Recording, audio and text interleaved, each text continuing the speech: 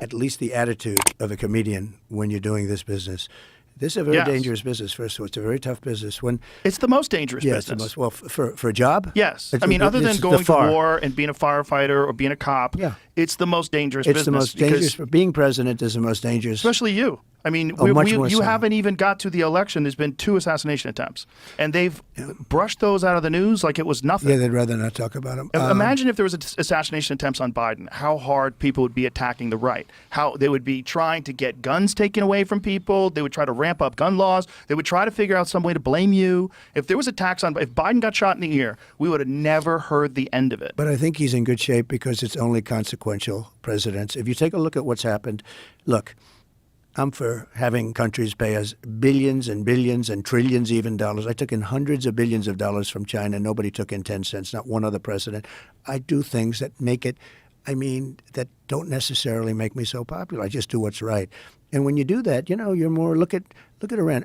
We would have never had the attack on Israel at all. Iran was broke. I told China, if you buy, you can't do business in the United States under any circumstance. We're going to go cold turkey with China. Some people think that would have been a good idea anyway. But if you buy any oil, 1 barrel of oil from them, you're not doing business. I said that to many countries. Iran was broke. They had no money for Hezbollah. They had no money for Hamas. They had no money. But I make myself, I understand what I'm doing. You make yourself a target, and it's a very dangerous business. But if you just look at statistically, so I said, I sort of think, I don't know if it's right, but 1/10 of 1% for a race car driver. It's a pretty dangerous business, right? Yeah. 1/10 of 1% for a bull rider. I tell you, to me, you're talking death. These guys that ride the bulls is worse than UFC. It's worse. Yeah. These guys, you see these big monster bulls, and you see it in slow motion where the foot is like, an inch away from the head. If it hits him, the guy's gone. But they die. They die. So 1/10 of 1% die. Is that what you're saying? Yeah, 1/10 of 1% die. Right. And they certainly get hurt badly. Really, they can't walk after a certain period of time. But with a president, if you look at the amount of assassination attempts. And attempts, too. Yeah. And attempts. No, it's a very dangerous position. I never thought of that, by the way, when I did it. You don't tend to think. Did you just assume because people loved you on The Apprentice, they were going to love you as a president? I figured it would be so easy. It's well, very it probably interesting. would have been if the media didn't attack you the way they did. If they didn't conflate you with Hitler. I mean, even today, like Kamala was talking about you and Hitler. They're going to take what you said about Robert E. Lee. Oh, Donald Trump wishes the South Robert won. E. Lee. That's right. He loves Robert E. Lee. They love to take things out of context and distort things.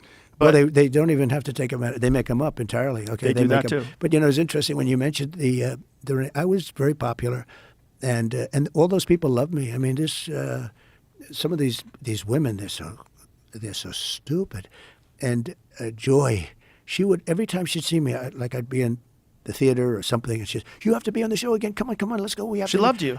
She loved me. That episode where By the way, Whoopi, people should watch that episode just to see what we're talking about. Like I said, we don't want to get a copyright strike, so we're not going to put it up. But if you watch the episode, it's bananas. It's like an alternative universe, and it's only but Whoopi 9 years ago. Whoopi loved you. Gives you a hug and a kiss. And how about that other one, the new one on there, the one from my administration?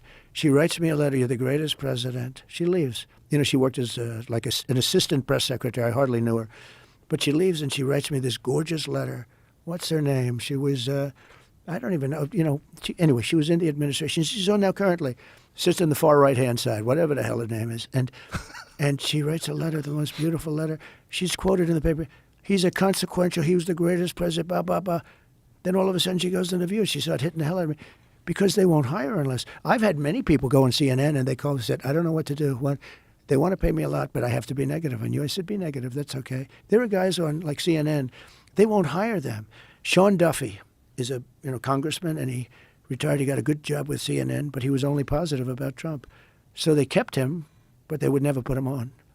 I mean, I respect what he did. He could have gone, negative. I tell people, go negative. Let my friends make the money. Well, it's just so crooked. The press is so crooked. It's crooked, but it's also they're diminishing themselves. They're killing all their credibility, and it's opening up the credibility to new media. It's opening up the credibility to independent media. All these. The worst I've ever seen, though, and I've seen the worst. I mean, I've been a part of it. I've seen the worst. Kamala goes on 60 Minutes, gave an answer that a child wouldn't give. It was so bad, and 60 Minutes took the answer out. They took the whole. And they put another answer in. They edited it deceptively. Which didn't make sense either, but it was better. They took it wasn't editing. It was fraud. This was not editing. Right. Editing is where I'll give an answer and they'll take a couple of words and change them around, or they might even take a sentence or two off, which is very bad. But that's it's sort of bad. I'd give an answer, which was a very good answer. I always talk about, I like to give long the weave. I like to Yeah, you like to weave things in. But when you do the weaves, and you have to be very smart to do weaves. When you do the weave, look at this, just in this one thing. We're talking about little pieces all over here, but it always ends up home. No, it comes back home. Yeah. For the right people. For the wrong people, it doesn't come back home, and they end up in the wilderness, right? but they can take my answer, and you know what? They may take a little piece of it out or something, and they use the term, "Yes, we wanted to save time." Well, it's not. But I've never heard. I think it's the biggest scandal in broadcast history, what happened to CBS. So you have CBS 60 Minutes. That's a news program. It's not an entertainment program. It's under their news. It's the head of their news thing.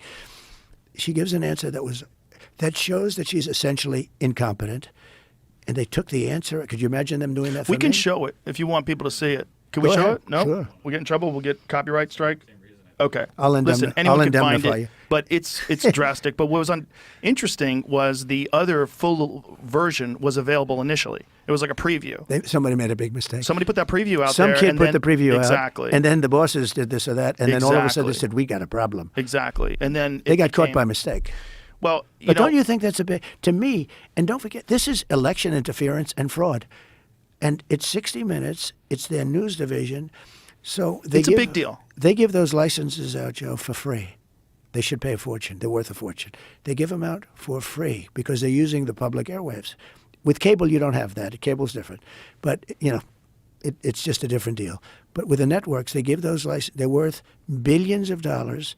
They give them out free. But you have to be honest and all. That was bad. I think that David Muir and that woman that was aside, I never even heard of her, but they kept interrupting me. It was like, I said, how many people am I debating here? I got this one and I got you two. But he went after me 11 different times. It's interesting. I always thought he was a nice guy, but he's just like the rest of them, Well, that's his job, unfortunately, and I'm No, sure but not when they're what they wrong. want. You're right. Well, the problem was they fact-checked you and they didn't fact-check her. And Not one of the at most all. egregious examples of that was when she said that there are no troops right now deployed in war zones. Yeah. There's a very famous viral video that went online of troops in a war zone saying, well, what the fuck are we then?